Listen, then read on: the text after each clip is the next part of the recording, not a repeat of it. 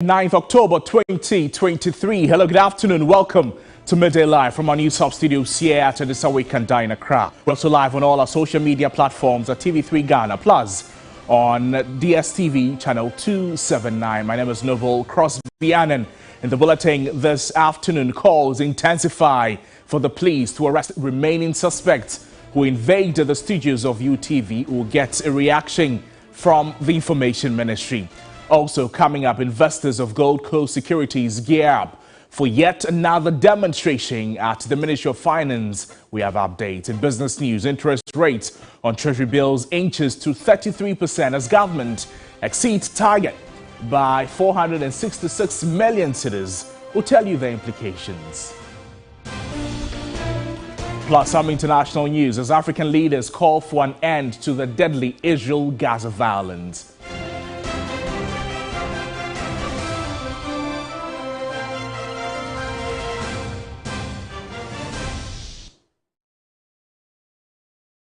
A lot more coming to you shortly. Please stay with us. Let's begin this afternoon's bulletin with news from the Ghana Journalists Association as it has called on the police to immediately arrest the remaining suspect who invaded the studios of UTV. Describing the act as barbaric and medieval, the GJ asked the police to expedite prosecution of the perpetrators. The association, however, says it is highly disappointed in a statement issued by the Information Minister, Kojo Nkrumah, which tried to justify the attack.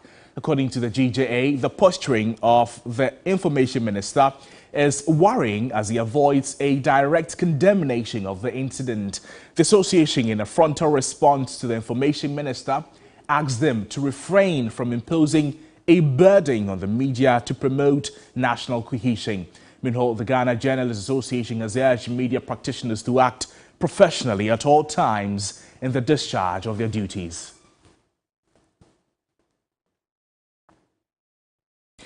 Well, Kojo Nkrumah is the Minister of Information. He's joining us for a quick reaction to the suggestion coming from the GJA or the concern raised by the Ghana Journalists Association. Mr. Nkrumah, thank you for joining us in the program. Good afternoon to you. He's joining us from the IMF meeting all the way in the UK. I'm sure you've heard from the Ghana Journalists Association. They're not too happy with your response. They say it was wobbling. What's your reaction to that? First, I think it is important to be very clear that we have a common enemy we are fighting. That common enemy is the growing level of intolerance within the Ghanaian society, which is creeping into media discourse. The growing resort to violence to express views, the growing resort to bellicose and insulting language generally in the society, which is creeping into the media. Recording in progress. That's what we've been fighting from 2022, January, from the Radio Ada incident, through the Radio Benya incident, through the Radio Dakwan incident, and now. And what I expect of the GJA is to be a part of that solution. I just heard you read a part of their statement that says that they are calling on media houses to continue to be professional in their work. Right. I don't think that that statement that the GJA made is wobbly. I don't think so. I think that it is a fair statement. And I don't think anybody else who makes a similar statement is made a wobbly statement. Remember that it was I who called the IGP that there was a report we had received and that the police should intervene and deal with it. Remember that it was I who called the station saying that we were taking action and we wanted the station to also make a report. It was I who called the presenter to inquire about her safety and that of her panelists. So what we need is for all of us to collaborate, not to attempt to score points by pointing fingers at each other. We have a common enemy to fight, and I think we should fight it together. Mr. Nkrumah, there are concerns that these attacks or the intolerance that you spoke about earlier are coming from some quarters of the government. And what do they say in the NPP government's reputation, the reputation of the NPP government towards media tolerance? The government frowns upon it entirely. And that is why consistently from 2022, the government has always impressed on the police to take action. In fact, about 3 months ago, I had cause to speak to the CID boss asking that I wanted a report on all the cases we have brought their attention to. About 2 weeks ago, she gave me an update that they needed a few more weeks to compile their report and come and meet us. And then we informed the NMC that we were convening this meeting to get a status update. So the government has been clear, unequivocally condemning this behavior and saying that it is unacceptable. At the same time, the party has also been clear that it doesn't support this. You'll recall that the communications director of the party was within minutes at the station. When I called him, I'm not in the country, but when our media monitoring center alerted me, I called him, I said, we need to send a delegation there and let everybody know that we are not a part of this. We don't subscribe to this. So it will not be appropriate to suggest that this is NPP sanctioned action. It is not, and I believe that we have done everything in our capacity to clearly show that the government and the party do not support this. What remains now, A, is for us to keep an eye on the police and encourage the police to do their investigation and ensure that the persons who did this are brought to book. And B, gather some more support for the National Media Commission so that they can implement the coordinated mechanism on the safety of journalists, which we drafted together with stakeholders, got cabinet no objection for, and delivered to the NMC to implement. You recall that we joined them to open an office. They started work. In fact, even the CTFM incident, it was that office that dealt with it. Unfortunately, they've had issues with the Small Arms Commission and have lost that office. 2 weeks ago, when I invited them for a status update on the office, they updated me, and I worked to inform them that we are getting them a new office so that they can operate from it. So I think it should be clear, not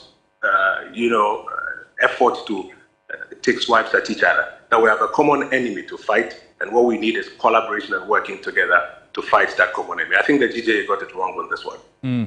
Going forward, Mr. Nkrumah, in the face of how much these acts affect the country's reputation or their ranking on the International Press Freedom Index, what more can be done as you're talking about measures put in place that seem that they have not been working as we expect them to be working by now? What more can be done, particularly by this government, the Nana-Addo-led government, before it leaves office for any other government to take over? The constitutionally mandated body is the National Media Commission.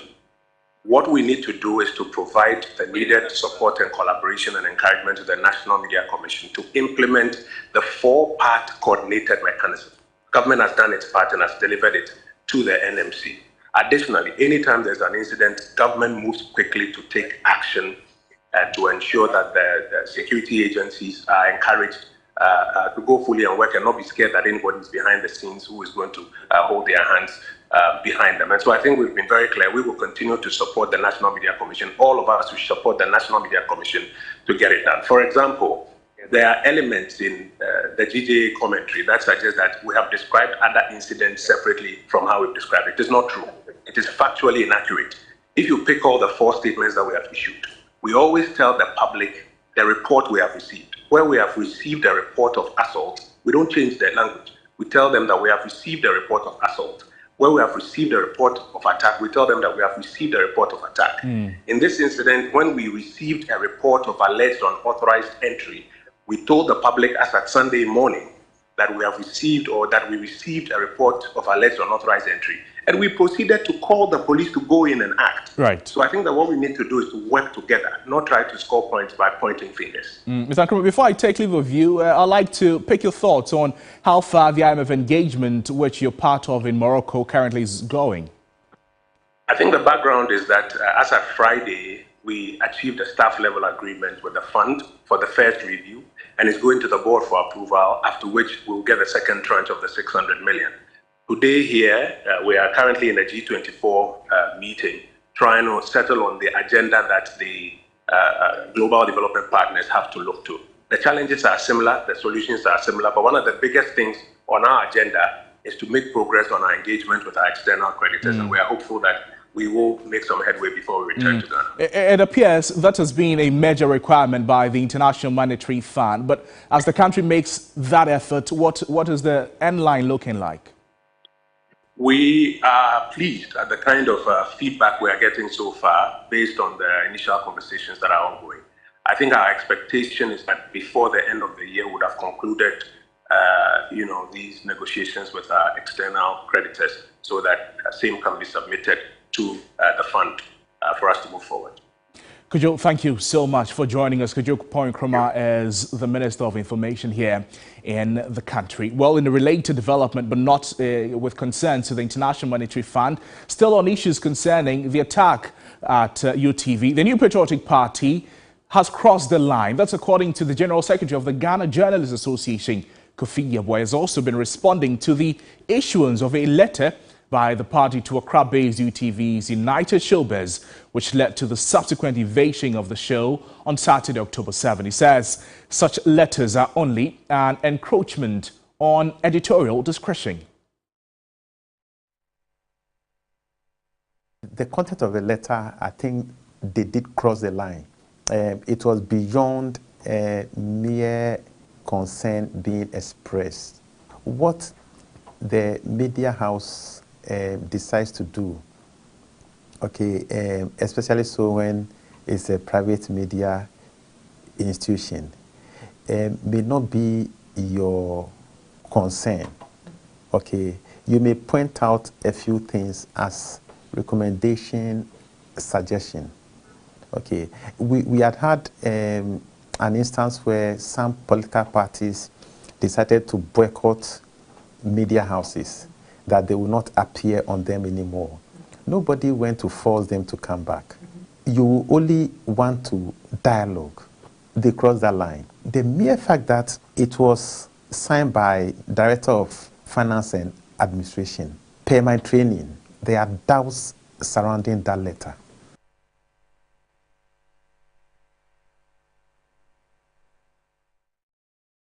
Well, more Ghanaians have condemned the invasion of the studios of UTV by thugs. The latest to join the call is Professor Kobna Frimpong Boateng. And you see some excerpts of a statement he made, and you see that on your screen shortly. He says, "I'm puzzled that a tradition that has long been associated with believing in exchange of ideas, respect for rule of law, will have its members attack a media house. Perhaps these tags have taken up cue from how the government and the party have allowed impunity to fester and grow in the NPP. These events have led many to believe leaders have lost the moral control of the party or the benefit from these barbaric acts." So I ask, NPP, how did we get here? That's a big question that is coming from the former Environment Minister, Professor Kobna Frimpong Boateng, in relation to the UTV attack there. Professor Kobna Frimpong Boateng reacting to the happenings.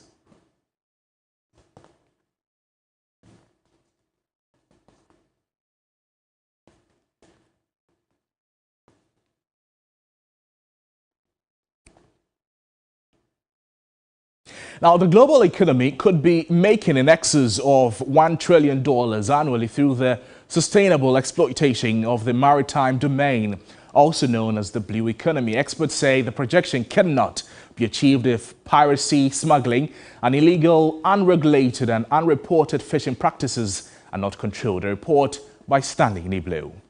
The blue economy, which connotes the potential of global marine resources, has been described by the United Nations as the new frontier due to the vast benefits it presents to the world. The marine space, which covers 2/3 of the total Earth surface, supports the exploration of oil, encourages the transshipment of goods and marine transport, as well as supporting fishery activities globally.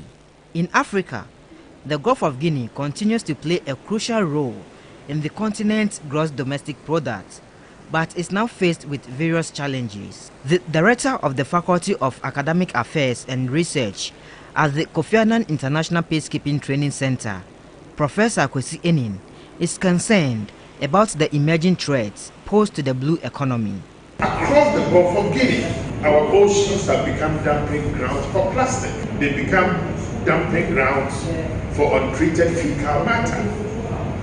Okay, the end result of negative tendencies and negative practices is that the potential and the optimism that we have about the blue economy cannot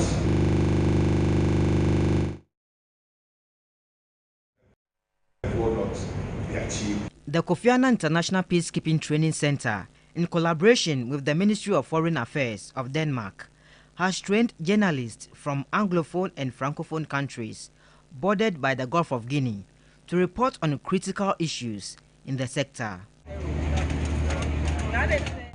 As part of the training, journalists were at sea to witness firsthand the operations of the Ghanaian Navy in combating piracy, armed robbery at sea, drug and human trafficking, as well as illegal, unregulated and unreported fishing activities. The blue economy has been projected to be adding some $1 trillion to the global economy. Back in Africa, the AU has also been projecting that when the marine resources are very well harnessed, it is going to bring in excess of $300 billion to shore up the continental GDP and also create 49 million jobs for the teeming African youth. But incidents such as piracy, smuggling, illegal, unregulated and unreported fishing activities are thwarting efforts to enable global leaders achieve their projections. With the United Nations Development of the Yaoundé Architecture, a strategic document for information sharing, African countries are assiduously working together to minimize the frequency of violent attacks and other forms of illegality in the Gulf of Guinea. We also do a lot of exercises with our neighboring countries to continue to test our interoperability so that in the event we have to combat the crime together, we do. And we have been very successful in the past. A senior researcher with the Kofi Annan International Peacekeeping Training Center, Efia Lamte, underscored the importance of equipping journalists with the skills required for effective reportage in the maritime domain. The idea of the Maritime Security Reporting course is to ensure that journalists have an accurate knowledge of the maritime security issues in order to ensure a fair and an accurate reportage. Stanley Nibleu, TV3 News, Eastern Naval Base, Tema. Away from that, aggrieved customers of Gold Coast Investment Fund Management Company have threatened to embark on a 48-hour non-stop protest at the Ministry of Finance. They demand that the Finance Minister Ken Ofori-Atta release the 8.6 billion cedis bailout approved by Parliament. The protest has been slated for Tuesday, October 10, from 8 a.m. through to 11 a.m. on Thursday, October 12. The aggrieved customers will converge at a Brassport Circle interchange in Accra, where buses will later carry them to the Finance Ministry. They believe that it is time to stand for their rights as citizens. The Gold Coast Investment Fund Management Company is among the 53 fund management companies the Securities and Exchange Commission, acting in accordance with Section 1222B of the Securities Industries Act 2016, Act 929, revoked their licenses on 8th November 2019. I beg your pardon.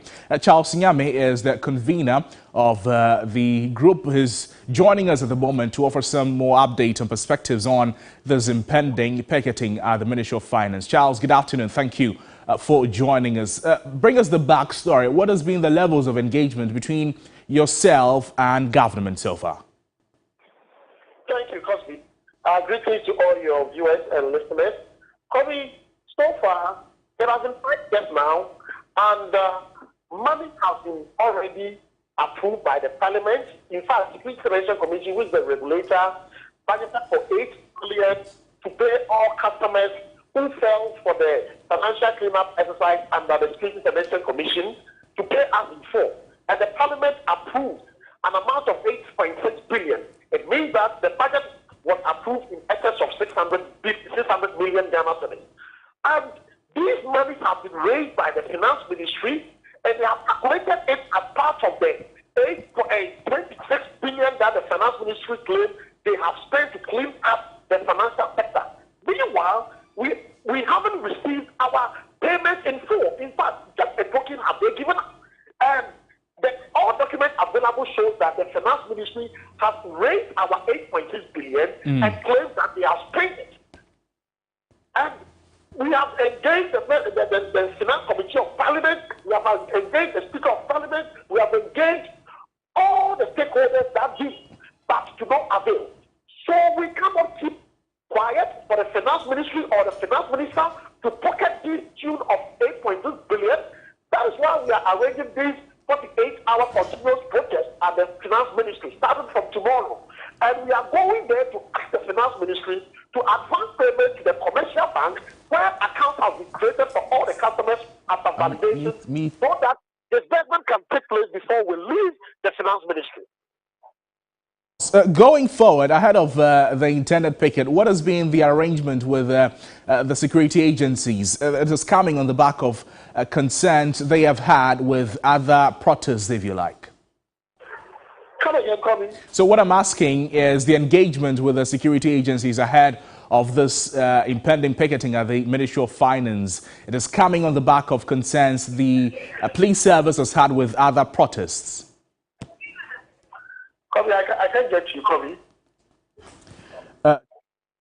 Thank you. We're having some challenges getting to Charles Nyame. We'll try and resolve that and hopefully bring you back the conversation with Charles Nyame, who is the convener of the aggrieved gold dealership firm. They're asking that government pays them the monies that it owes them. Away from that to some other subjects, this afternoon, the Convention People's Party, they have begun reactivation and reorganization of the party to strengthen its grassroots and ensure they prepare adequately to win power in 2024.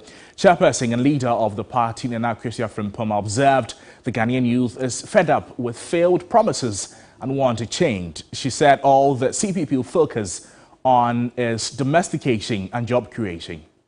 If you don't have the base, especially in Ghana, where elections are now won at polling stations, and where policies have become so monetized, how can you get the system to work?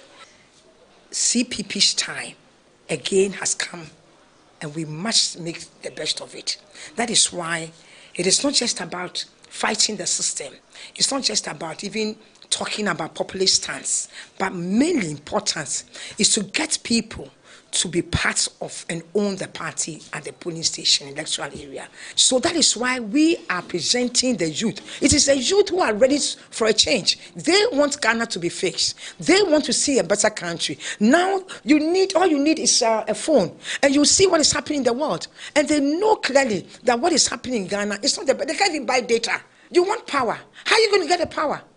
How are you going to get power? You say you are youth, you can do it. How?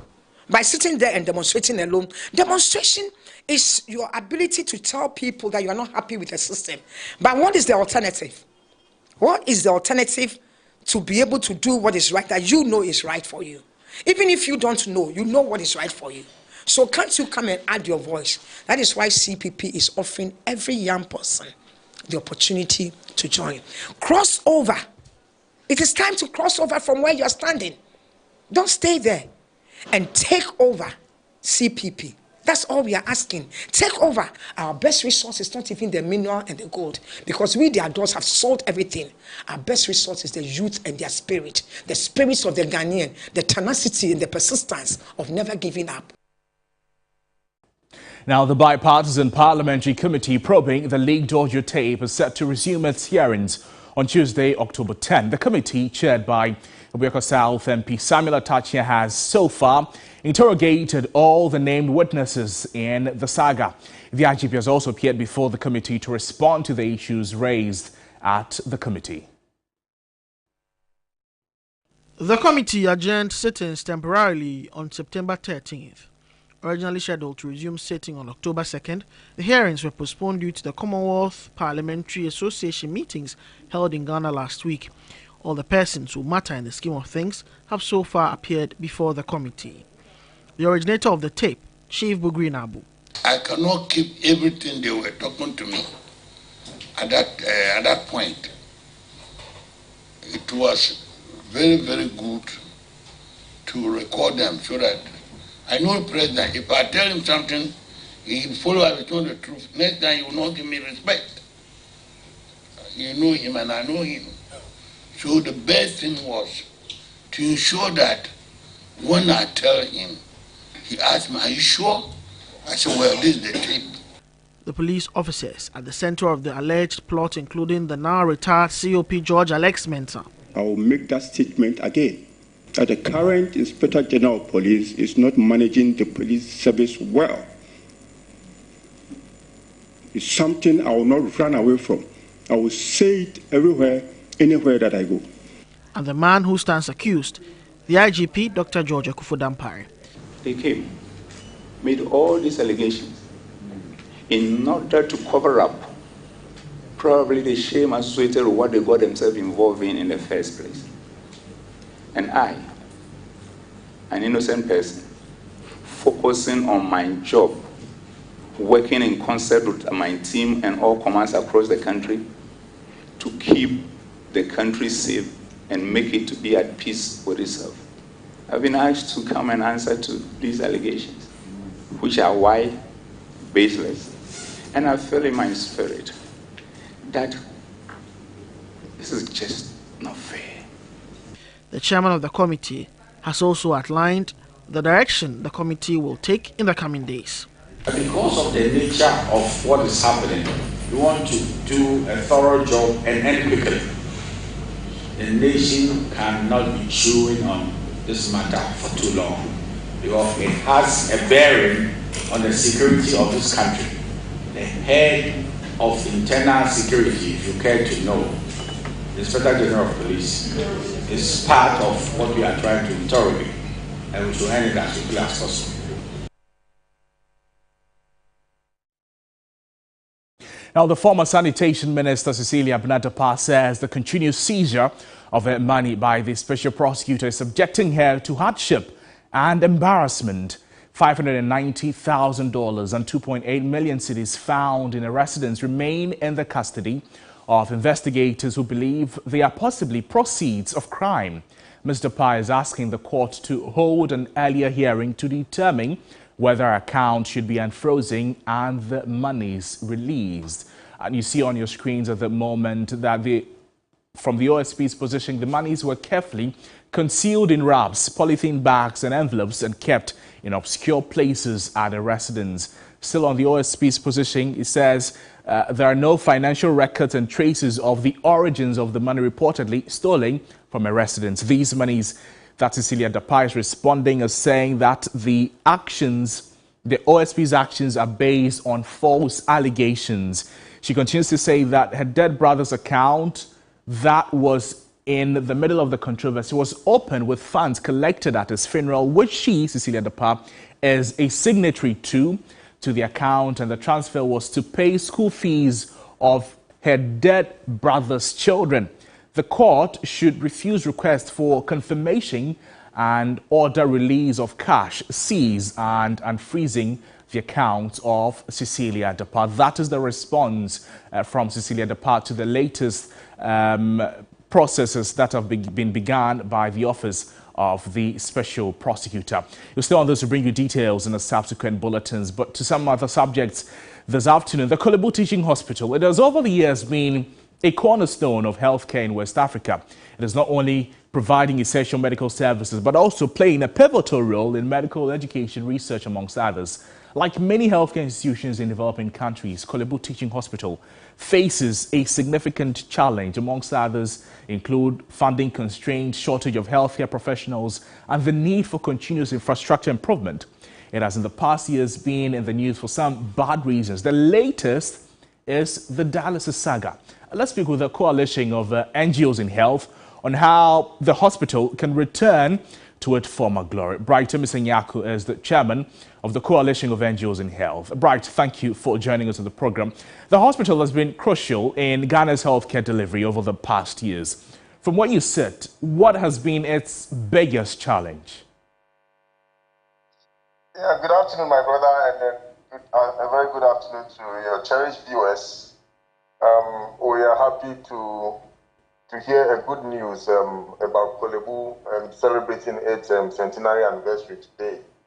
We congratulate them and wish them well as Ghana will continue to celebrate them as our one of the biggest tertiary facility in the country and the service they provide to the citizenry for the past years and now. But as you said in your intro, Korle Bu continues to, at this 10-decade celebration, continue to be with so many challenges that we all as a citizen in the country have to look at how we can support them resolve some of these challenges. It is noteworthy that Kolebu, over the years, has been with Ghana and West Africa. We have always celebrated them. We have always seen a shining example in the medical field coming from Ghana, and this has always been the mention of Kolebu in everywhere that we go. But until recently, you agree with me that we cannot project Kolebu as we used to because of the numerous systemic challenges that is confronting patients and then the country as a whole. And by now, 100 years, we should have said Kolebu should have been self-sufficient to be managing its own affairs. But is that the situation? Kolebu is older than Ghana. And then if it continues to claw, then the whole country health system is going to be challenged. If you look at issues like maintenance culture in Kolebu, that is something worth mentioning. You can see dilapidated buildings that are still there, that are untouched for the past 50, 60, 70 years. And then you could still see them being celebrated today as they reach 100 years. A typical example is the surgical ward. Right. If you see patients struggling to go through surgery using the same surgical ward, you could see the data challenges are still there. You could see how they struggle to go there. And then surgery has its own challenges. And if you look at their building alone, will not attract anybody to be taking a patient there. Right. Let's talk about so many other obsolete equipment that continues to rest there in Kolebu. I mean, we have a lot of expertise. Mr. Nyarko, there are those who are of the opinion that these challenges that are bedeviling the hospital is as a result of government involvement in the management, whether perceived or real, in the management structure of the hospital. Briefly, sir. Yes, but my brother, do we have any independent organization in Ghana? If we say an authority is independent and still the appointment is coming from government, I don't see where the independence come from. You can mention a lot of the commissions, even the NCA, the what do we call it, Electoral Commission, Food and Drugs Authority, and all that we mentioned.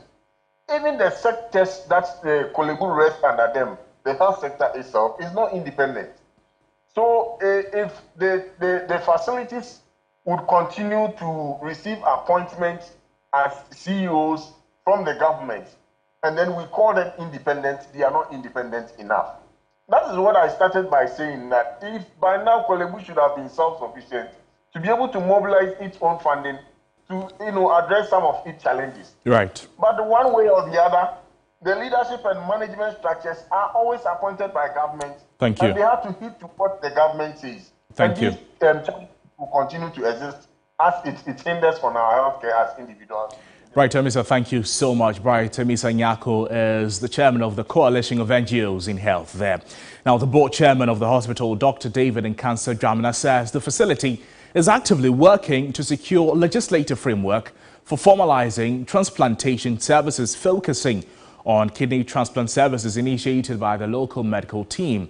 He also noted the need for parliamentary support to pass laws regarding tissue donation, harvesting and storage of various organs, aiming to save the lives of thousands in need. Emmanuel Samani joins us for some details on the ongoing desires by the hospital. Samani, thank you for joining us. Good afternoon. Give us details about the hospital's intention to secure an ally to formalize organ transplantation services.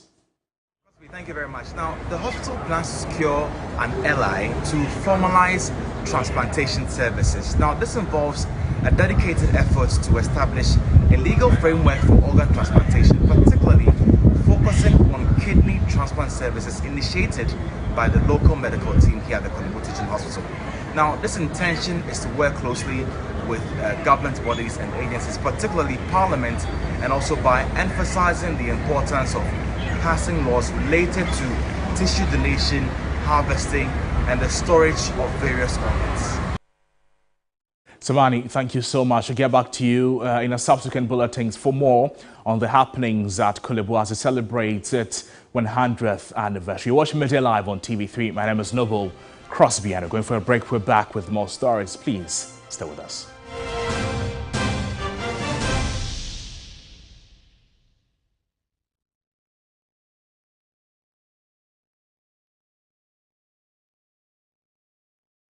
We're going to demonstrate to you the superior properties of Flamingo paint as compared to other paint brands on the market. We take equal quantities of Flamingo paint and this ordinary paint. We then dilute them with water. And now let the test begin. The gentleman on the left is going to apply the ordinary paint, and the gentleman on my right will use the Flamingo superior paint. As you can clearly see, Flamingo has the obvious better hiding. Furthermore, Flamingo has painted a much larger area. You know, one bucket of Flamingo paint is equal to several buckets of any other paint brand on the market. Flamingo paint is made with superior formulation to give superior durability, superior hiding, superior coverage. Flamingo paint, simply superior. Franco Trading Enterprise is your leading mobile phone, accessories, and your electronic retail outlet. You can buy any item online at the comfort of your home from Franco Trading Enterprise. Just download the Franco Trading app on Google Play Store or App Store, or visit our website at www.francotrading.com. You can buy all brands of mobile phones, television, air conditioning, home theaters, and any other accessories. For online purchasing and more inquiries, just call us on 0501 502 670. Franco Trading Enterprise. We are still the home of quality mobile phones and accessories. The news that matters most is the news that hits closest to home. When it breaks, we are there. If it touches your family, your city, affects your expenditure, your decisions, as well as your safety, we've got it covered. It's easy to just cover the news. What we are doing is different, creating a news experience that prepares you for anything. TV3 News, award-winning journalism, world-class quality, on TV and online, right at your doorstep. TV3. First in news.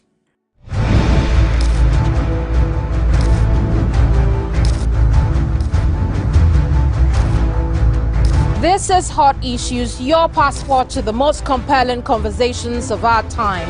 We go one-on-one with the movers and shakers, the thought leaders, and the game changers. We ask the questions that matter, and we don't back down. Tonight on Hot Issues, I sit with the man at the Center of Corruption Investigations. Join me on Hot Issues here on TV3. Hot Issues, coming soon on TV3. TV3, first in news.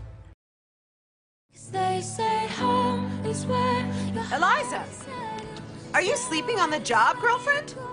I was dreaming. I woke up to this nightmare.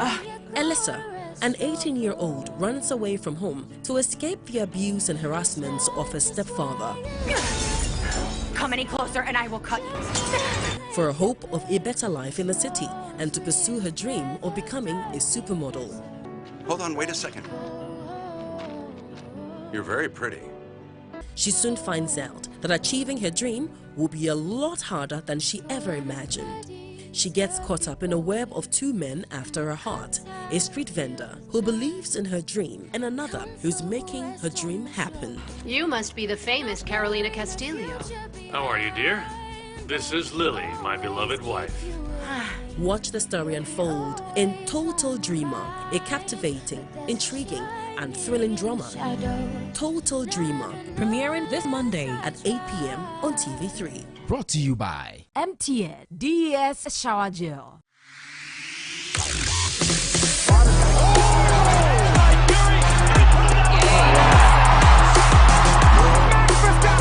For the first time ever, which makes it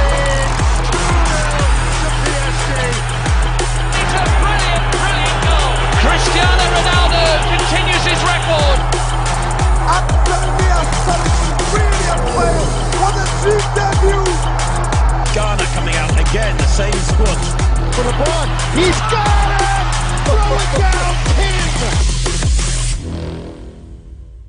Sports Station, Mondays, 9 p.m. on TV3. Sports Station is brought to you by Betway, Nestle Mouthwash. Flamingo Paint, superior durability, superior hiding, superior coverage, simply superior.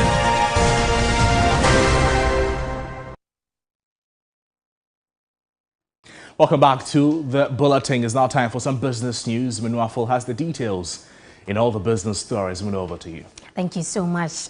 Welcome to the business segment again with me, Minuaful. We'll start off with ratings agency Fitch Solutions, which has predicted a roughly 1% strengthening of the Ghana cedi against the US dollar in 2024, positioning it as one of Africa's top performing currencies for the year.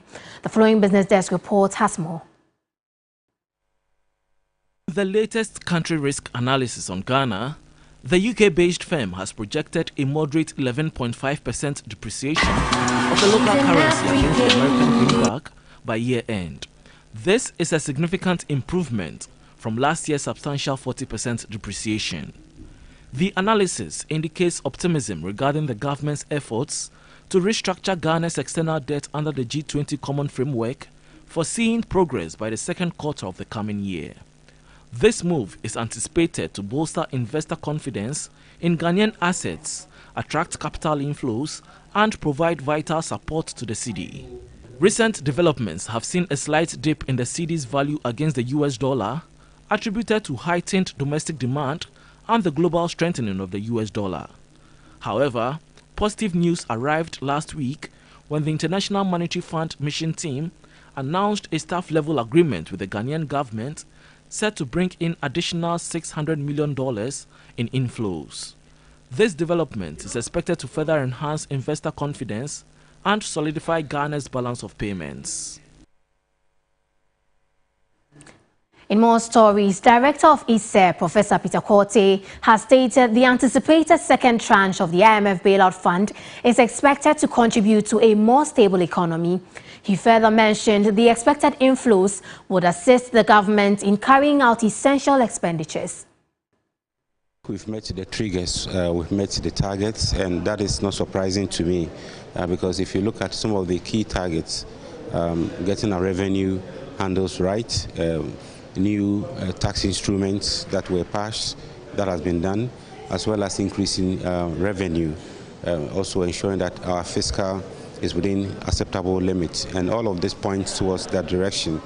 Exchange rate has been relatively stable. Inflation is high, but it's coming down.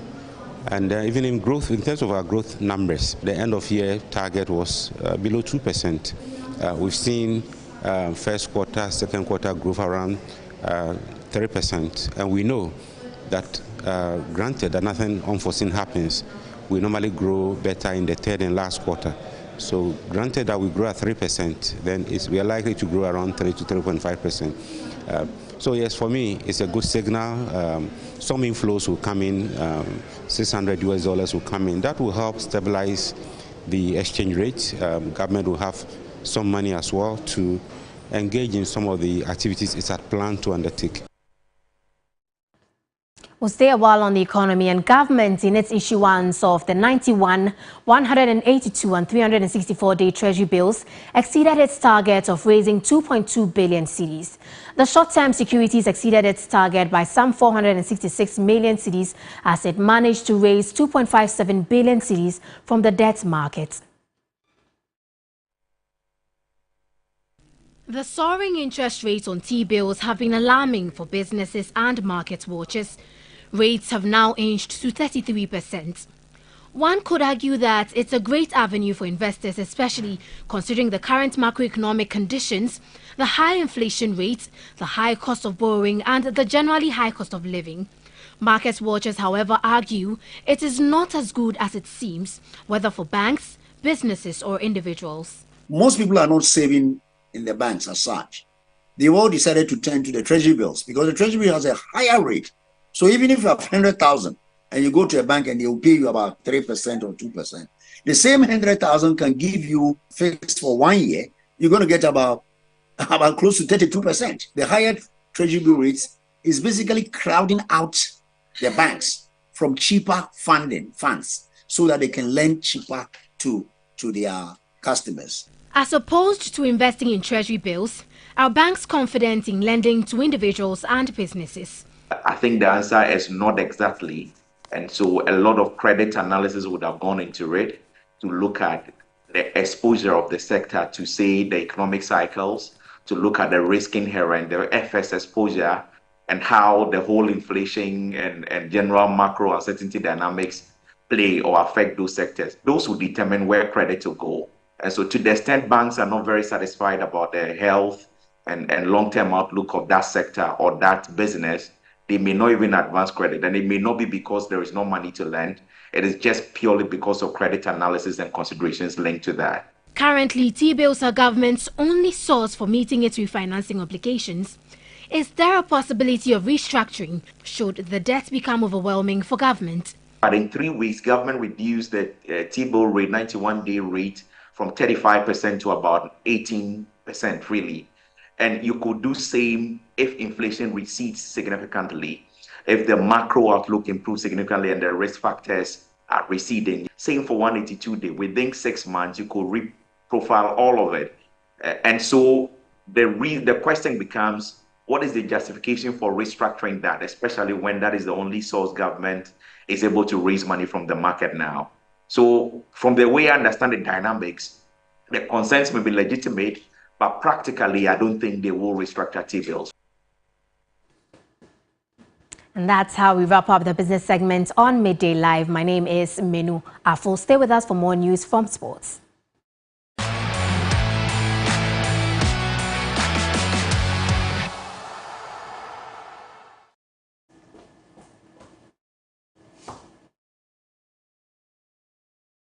Welcome back to the sports segment of the bulletin. Kevin Oswansa has details in sports. Kevin, what's in the package this afternoon? Well, we have the Ashanti Marathon that came up, so many want it to be staged twice in a year. So hopefully, yes, we'll try and see if we can do that. Anyways, over to you. Well, my name is Kelvin Oswansa. On to our first story this afternoon. Patrons of the second edition of the Akomakovi Marathon cannot wait to participate in the next edition of the event following a successful one held on Saturday, the 7th of October. The highly patronized event saw athletes all the way from Kenya participating. Ralph Sarkodie sums up the day's event. What's exciting here in Kumasi? Over 300 athletes drawn from various parts of the country and various agencies in Ghana and beyond the shores of this country took part in the competition. Well, they started from the premises of Akuma FM, did 21 kilometers through the principal streets of Kumasi, ended here at the Babayara Stadium, where the winners were awarded and appreciated for their effort. Last year, I placed second position. And this year, when they said that I want to organize, I said I will train hard so that this year I will be the first. So when I came, they said, there's a Kenyan guy, you know, so I will not even worry, but I'll make sure I'll be the winner. But God bless you, I'm the winner. We thank the organizers and the sponsor, everybody who is involved, we thank them. The marathon was nice. Everything is anything happen. I expect to win, but the fast is strong than me because I'm staying here for 1 month. Yeah, very hot. The hot and the climbing. The first one is the fastest in climbing, yeah. We have been speaking to Covivino on why they came on board to be part of this particular competition. You see, the athletes that those came, it is between the ages of 11 and up to around 35. So I am very happy that we are training our future leaders, our youngsters, you know, to become great in future, to represent Ghana. So that aspect, I'm very happy. It was exciting here, and patrons are saying that they would want to be here next year again to be part of this particular competition. Raphael Sarkodie, Babayara Stadium, TV3. Now to the Premier League, Mohamed Kudus scored an 89th minute equalizer for West Ham United to deny victory for Newcastle United after Alexander Ishak's quick-fire double. My colleague Ore Kwampofo runs us through what exactly Kudus' goal represents. Mohamed Kudus scored his first Premier League goal for West Ham as the Hammers salvaged a 2-2 draw against Newcastle at home on Sunday. On the move here for West Ham, Kudus takes the touch, and finds a fabulous finish. on the and who's finally off the mark when it comes to the Premier League in terms of scoring. So far, he's only had 76 minutes in the Premier League handed to him by David Moyes. He's not started any game. His only starts have come in cup competitions, 2 of them in the Europa League where he scored 2 goals, and then the other in the Carabao Cup against Lincoln City. Oh, he's brilliant. I still think he should be starting. Like, every time he's played, he's made some unbelievable runs just on the ball, taking on multiple players, and he's finally got a good go in the Premier League, and I think hopefully he'll kick on from that and keep his confidence going. The sweetly struck volley makes the 23-year-old the 17th Ghanaian international to score in the Premier League. And if he wants to break Jordan Ayew's record of 33 goals, which is the most by a Ghanaian international in the Premier League, he will definitely need a lot more minutes and a lot more starts in the competition. And that's one thing that Mohamed Kudus would be expecting after the international break, given the performances that he put together in his cameo against Newcastle on Sunday. That will be all for sports. My name is Kelvin Oswanza. International news up next.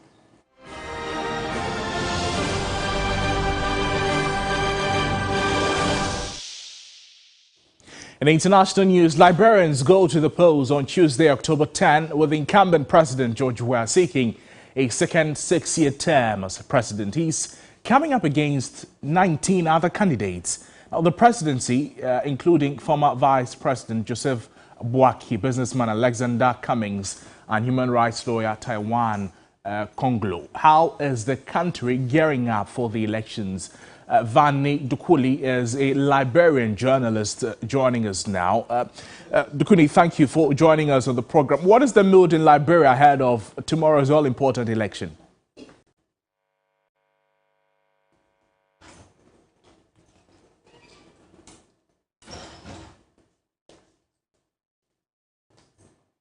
We're having some challenges reaching Nkunu there. We'll try and bring you that conversation with him shortly. But here are some more other international related stories.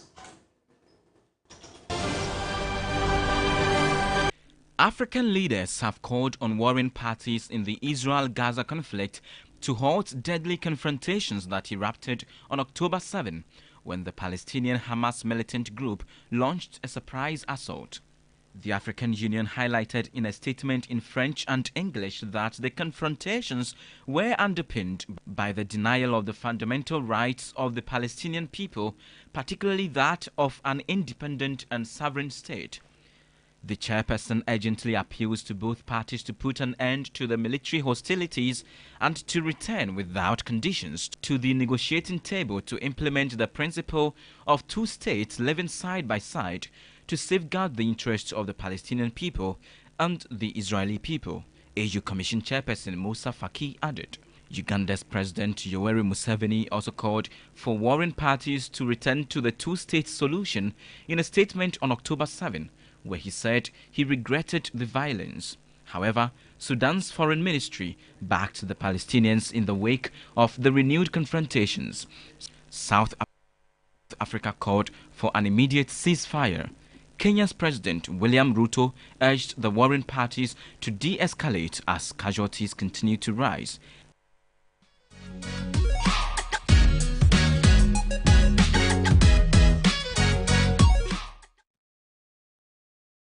Let's bring you some entertainment news now with Noella Donko. Noella, good to see you. After 13 weeks, there's a winner to GMB 2023. Finally. So Selom from the Volta region picked up the honors. A little over a decade, since the Volta region last won the competition. So it's definitely good. Let's get into some details of the entertainment here on Monday Live. My name is Noella Donko. Now, the Volta region's representative, Selom, is the winner of 2023 Ghana's Most Beautiful. Now, aside winning a 15,000 Ghana cedis cash prize, she will also embark on an all-expense-paid trip to Dubai, have a 3-year supply of GTP products and a year's supply of airtime from AT.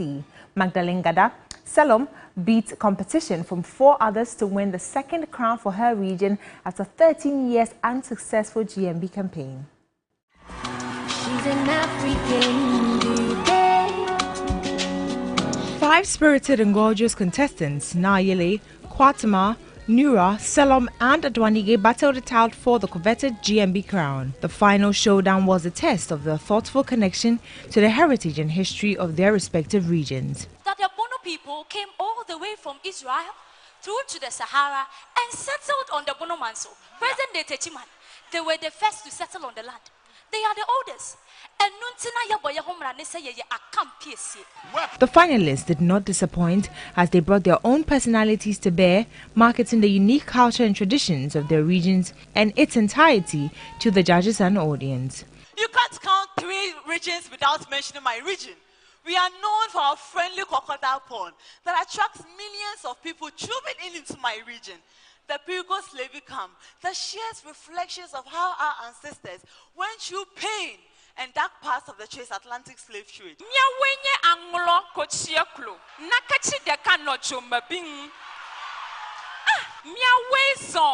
Southeastern part of Ghana, the land of great mountains, well-endowed women, strong and protective men, beautiful and clear water bodies.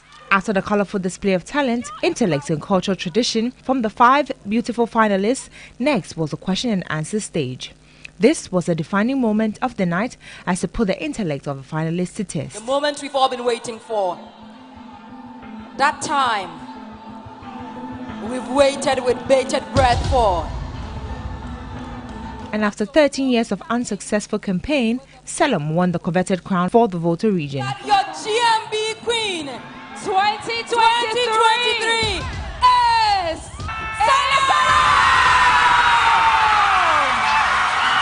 I'm happy that I'm able to uplift the flag of Volta High. I am so excited. I'm thankful to God.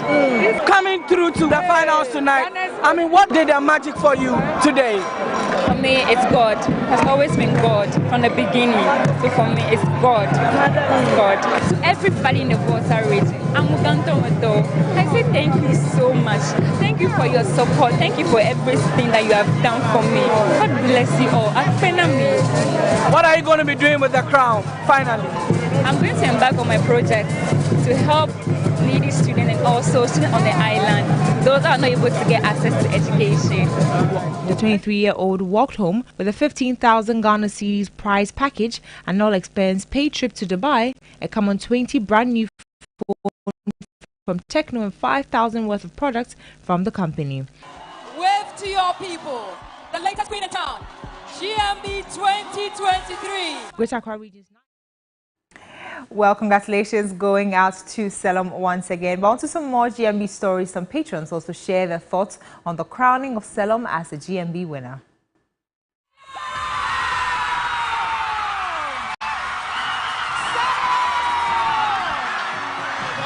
I'm very happy. I'm very, I can't even express myself. As you can see, I'm sweating from the beginning to the end. It's not easy. 13 years now. Now the ground is home. And we will take it continuously, 3 years continuously. So I'm very happy. The only message I have for everybody is when you have faith in God, what belongs to you, it will surely come back. No matter the time, you will surely grab it. So keep calm and have your faith. Excited. You can see that from the previous years. Volta region was very consistent with the first runner and everything. I'm very excited that Selom took it this year. Expect nothing but the best from her. Well, there you have it. The curtains have finally been drawn on this year's edition of Ghana's Most Beautiful. My name is Noella Donko. That's it for entertainment here on Midday Live. I'll be handing over to Crosby now. Noella, thank you so much for bringing us entertainment. But that's our package for you this afternoon. There's also more news on our website, 3news.com, if you log on for more. My name is Noble Crosby Annan. On behalf of the entire production team, thank you so much for watching the bulletin. See you again some other time. Good afternoon and bye-bye.